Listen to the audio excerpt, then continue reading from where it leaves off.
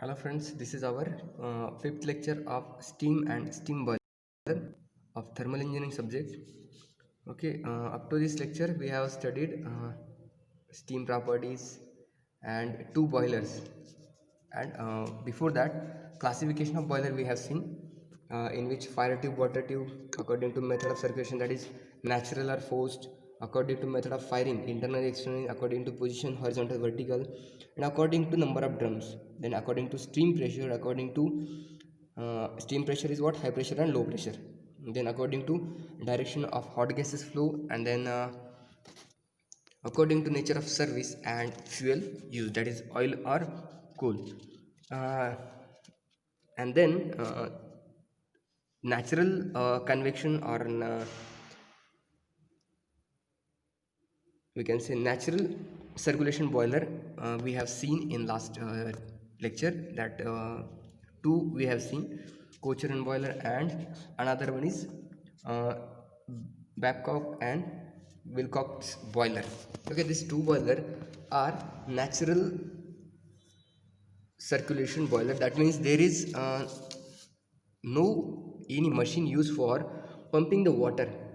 Okay, but the boiler we are going to see today, that is a Lamont and skimmed Hartmann boiler. These two boilers, Leifler boiler, these are the forced circulation boiler. That means the feed water is uh, fed by the centrifugal pump, or centrifugal pump is used for feeding the water. But in previous two, the water was not, or feed water was not fed by any pump. Okay, it was naturally convected from uh, the lower tank, or we can say the from cool water to the uh, to get converted into steam. There was no any equipment to pressurize it. Okay, but disadvantage of that was, it was causing low pressure. Okay, there was a pressure limitation in this natural circulation boiler. But these two that we are going to see are high pressure boiler. Okay, their steam generation capacity is also high. It generate about 45 to 50 tons of superheated steam at pressure 120 bar, and can reach up to temperature 500 degrees Celsius. Okay, so these are the uh, advantage of using this feed pump for feeding the water. Okay, now let's go for that first one, Lamont boiler. Okay, this is the forced circulation boiler. From this arrangement you can observe that, okay, steam circulating pump is used. Okay, steam circulating pump, that means a pump which is used for pressurizing that water is used. Now let's see one by one its component. Combustion chamber, you can see at this point, okay, or at this location there is a combustion chamber. Here the steam, or whatever condensed steam is passed.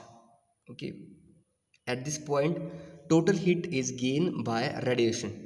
Okay, radiation, yeah, they have shown over here, radiant evaporating tube, RET. That means all the heat transfer to this water is takes place with the or by radiation, as these are in the direct combustion chamber, and these are convective. Okay, this tube catches the heat by the convection mean. Okay, that means by with the or from the flue gases, this absorb the uh, heat from that sorry, the gases, flue gases. Okay, then here you can see radiate, RAT, that is radiant evaporating tube. Then convective evaporating tube, that means it is getting by convection. That means flue gases are in contact with these tubes and it get converted into steam. Okay, here especially look at this figure. Pump is pumping the water getting steam is getting converted, or partial steam. There may be somewhat dryness fraction in that steam. It is fed upside down, and again it is passed to the evaporating drum.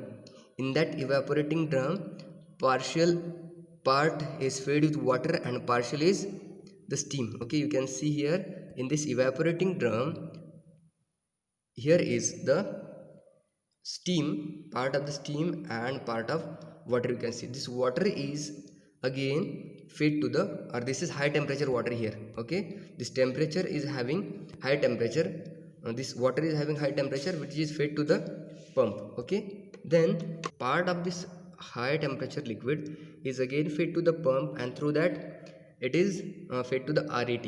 Okay, then you can see here the steam. Okay, this steam is again passed to the combustion, not combustion chamber, to the boiler, we can say.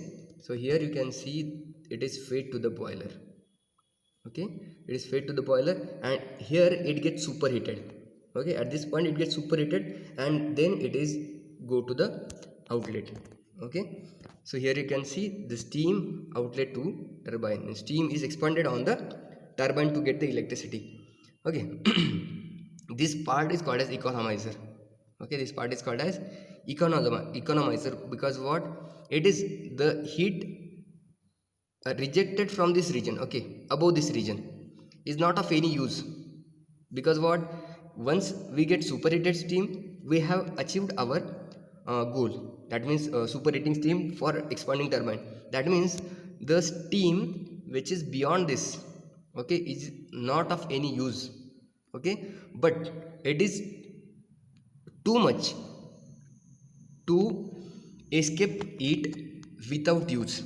That means if we do not use this heat rejected from this region, that means we are losing our heat to the environment without utilizing it. That means we are decreasing our efficiency of boiler power plant, okay, or the steam power plant.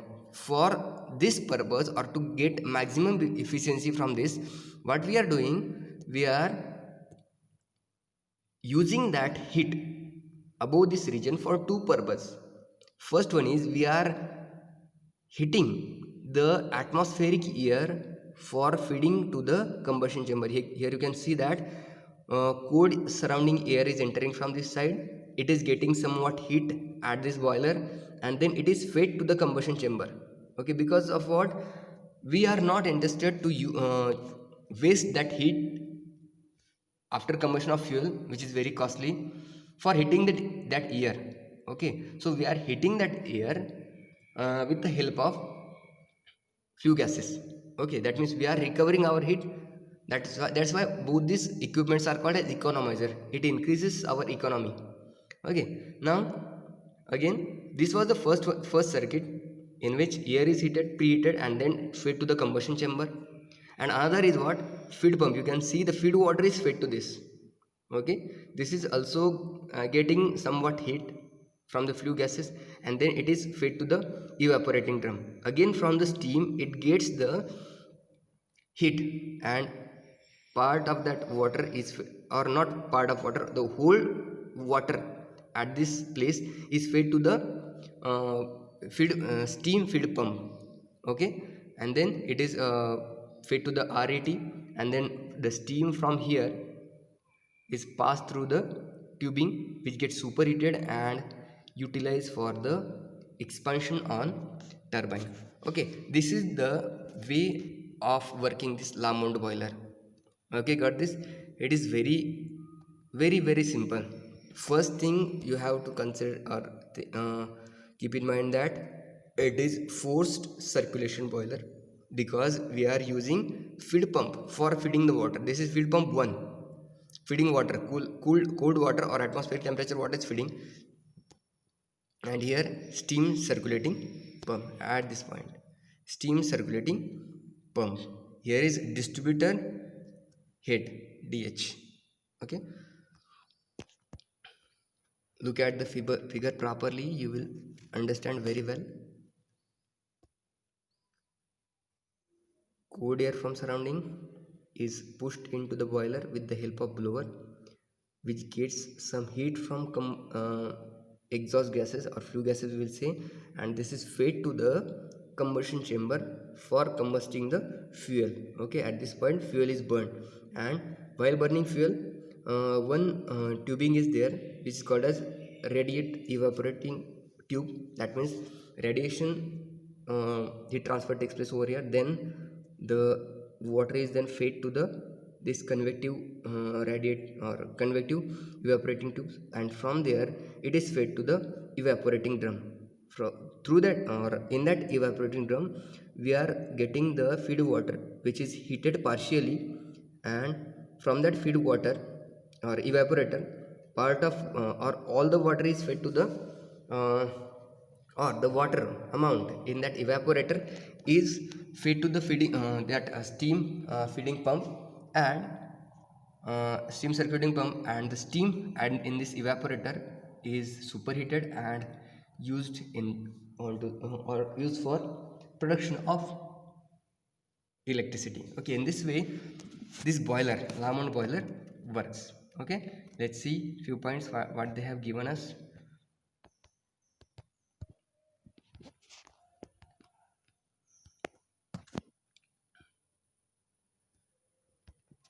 A food circulation boiler was first introduced in 1925 by Lamont. It is a food circulation high pressure water tube boiler. This is generally used in Europe and America. The feed water from hot well is supplied to a storage and separating drum through the economizer. The most of the sensible heat is supplied to the feed water passing through the economizer. That means whole water get converted into steam, or sorry, about all the sensible heat. That means water get 100 degrees Celsius but do not get converted into steam. Okay, then a centrifugal pump circulate the water equal to 10 to 8 to 10 times the weight of steam evaporated. This water is circulated through the evaporator tubes, and the part of the water evaporated is separated in the separator drum. The steam separated in the boiler is further passed through the superheater as shown in figure that just we have discussed.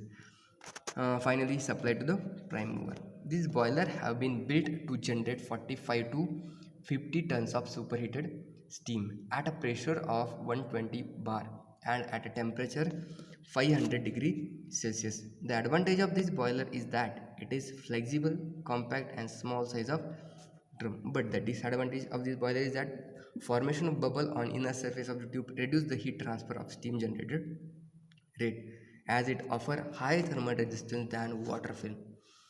Then this further increase the danger of overheating the tubes and the salt deposition, as it has a high thermal resistance. These are the some disadvantage we can say of the Lamont boiler.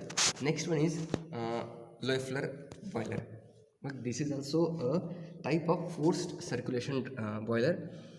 Uh, the difficulty that was encountered in Lamont boiler is formation of the sediment, or we can say formation of bubbles, and that salt deposition is minimized in this boiler. Okay, let's see the difficulty encountered in the Lamont boiler of sedimentation and deposition of salt in tubes is solved by Loeffler boiler by preventing the flow of water into the boiler tube. This boiler work on the principle of evaporation of feed water by means of superheated steam from the superheater and hot gases from the furnace being primarily used for superheating purpose. Okay, this is the principle that much. Okay, if the principle is asked in the exam, then you have to write this much passage. Okay, this boiler work on the principle of evaporation of feed water by means of superheated steam. Okay, water is evaporated with the help of superheated steam. That means you will see 2-3 cycle here. Okay, uh, that means superheated steam will be used for evaporation. Okay, so let's see further. From superheated and hot gases from the furnace being primarily used for superheating purpose. Okay, there one, that means at the two places you have to use that steam. Okay, let's go further. Figure shows the schematic diagram. You will see that the steam circulating drum draws saturated steam from evaporating drum and passes it through radiant and convective superheaters, where steam is heated to required temperature. From superheater, Approximately one third of the superheated steam sent to the prime mover and two-thirds passes back to the evaporating drum to evaporate the feed water. About 35% of the steam coming out from the superheater is supplied to the high pressure steam turbine. The steam coming out from the high pressure turbine is passed through the reheater before supplying to LP, that is low pressure turbine, as shown in figure.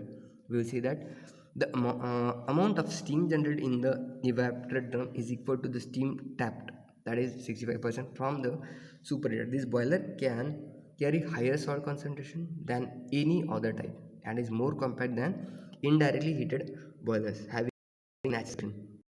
These qualities fit it for land or sea transport power generation, since the poor feed water has no detrimental effect on the scale accumulation. The boiler steam generation capacity is 100 tons per hour and operating pressure at 140 bar.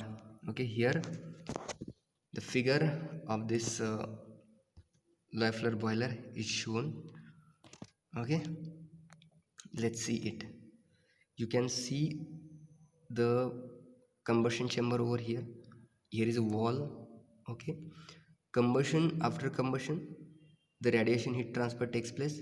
From that, the flue gas, I am firstly showing you the path of flue gases. Okay, these are the flue gases. In this way, these flue gases exhaust to the environment.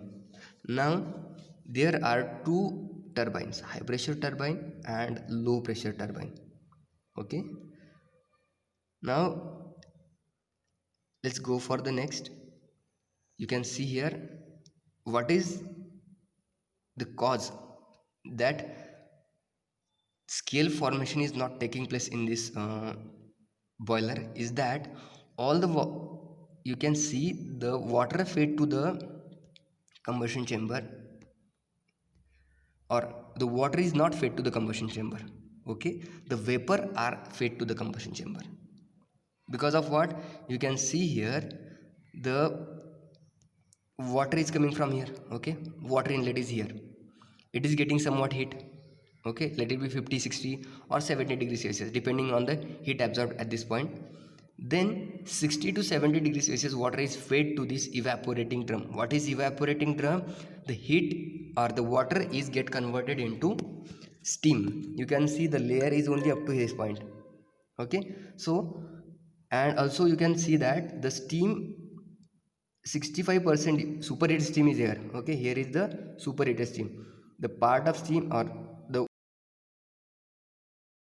steam is fed to the superheater. This superheater steam is 35% is fed to the high pressure boiler and then turbine, and 65% is bring to the evaporating drum. You can see here, and in this evaporating drum, with the superheated steam or with the help of the superheated steam, water get converted into steam, and which is again fed to the steam turbine. Okay, let me explain you again.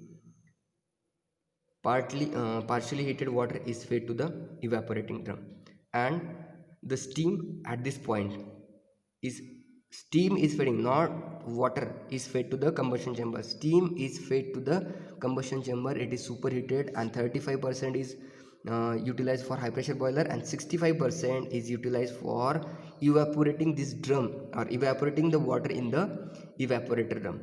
Okay, after evaporation of the steam is again fed to the superheater. We are feeding the steam, that's why there is no problem of scale forming, because we are not carrying the salts with our steam. The salts are deposited in this evaporating drum. That's why in this boiler there is no problem of scale formation. Okay, so let's go further. We have seen this first part. Okay, steam gets superheated and 65% is utilized for in the evaporating drum for creating steam, and which is again fed to the superheater, and 35 is expanded on the turbine, again 65 is used for in the evaporating drum. Okay, now what about this 35%? After uh, the work is taken from that steam, 35% steam, alternator is rotated or electricity generated, and then the temperature of the that steam decreases. Okay, and again it is fed to the boiler. You can see outer circle cycle is there. The 35% steam after expansion on the first turbine, that high pressure turbine, is again used to or pass through the boiler, that is called as reheater, because steam has got somewhat lower temperature, then it is fed to the reheater. That means the steam get reheated, and again you can see it is fed to the low pressure boiler, and then it is exhausted. Okay, in this way. And again you can see here, as previous boiler, cold air is drawn with the help of blower, and it is used for a combustion in the combustion chamber. Okay. That's why the anomaly of that, or not, no, we can't say anomaly, or disadvantage of Lamont boiler, that is scale formation, is overcome in this boiler. Okay.